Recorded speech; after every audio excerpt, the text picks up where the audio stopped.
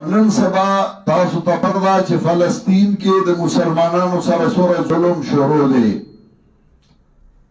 بیروني قوتونه او طاقتونه او ادارې هغه یې دا تپوس هم نه کوي چې ظلم کېږي زیاتې کېږي، ورنه هغوی ته پکار و چې د هغه اسرائیلو لاسې نیولې وې او هغوی د ظلم نه بند کړې وې، خو د هغوی ظلم ته څوک ظلم نه وایي.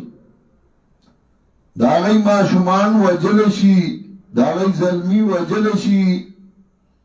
په فلسطین کې د مسلمانانو سره ظلم شروع دی.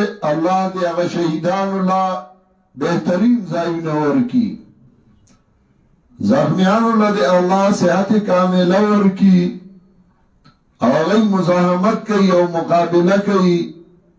د دنیا مسلمانانو ملکونو له پکار دي چې هغه یو شي، اتفاق او اتحاد وکړي او د هغه مظلومو مسلمانانو ملګرتیا وکړي. مسلمانانو له پکار دي چې د دعاګانې وکړي، د هغوی مرسته وکړي او د هغه ظالمانو لاس ونیسي.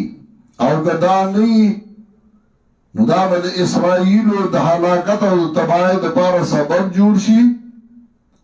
او کله چې مسلمانان هغوی ته ودرېدل، انشاءالله اشاعة توحید و سنت اراکین به په مخکې صف کې ولاړي.